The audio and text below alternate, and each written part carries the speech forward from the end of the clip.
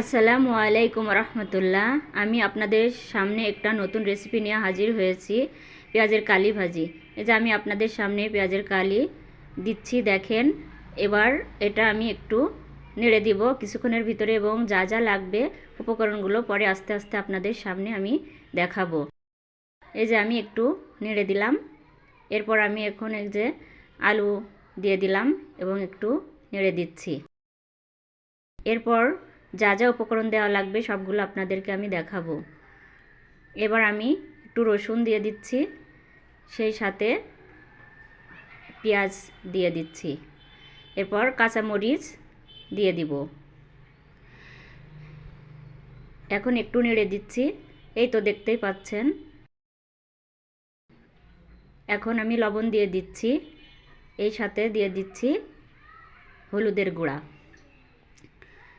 এই তো বুঝতেই পাচ্ছেন কিভাবে এটা রান্না করতে হয়। যারা ব্যাচেলার আছেন এবং যারা নতুন গৃহিণী তারা অনেক সহজে এটা বুঝতে পারবেন।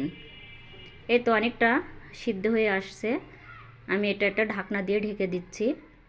এই তো ঢাকনাটা উঠিয়ে এখন আমি কিছুক্ষণের জন্য নেড়ে দিচ্ছি।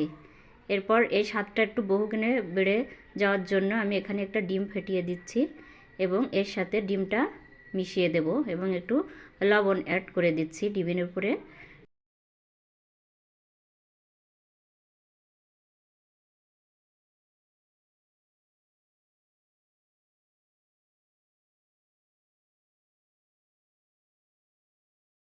আপনারা অবশ্যই একবার বাসায় ট্রাই করবেন এভাবে পেঁয়াজের কালি তৈরি করার জন্য, রান্না করার জন্য। এই তো আমার প্রায় এখন ডিমটা হয়ে আসছে, আমি এখন পেঁয়াজের কালির সঙ্গে এটা মিশিয়ে দেব।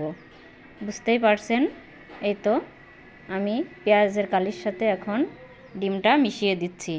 কিছুক্ষণের ভিতরে আমার পেঁয়াজের কালিটা হয়ে যাবে, তখন আমি আপনাদেরকে পরিবেশন করে দেখাবো আসলে কত সুস্বাদু এবং দারুণ হয়েছে। দেখতেই পারছেন আমার পেঁয়াজের কালিটা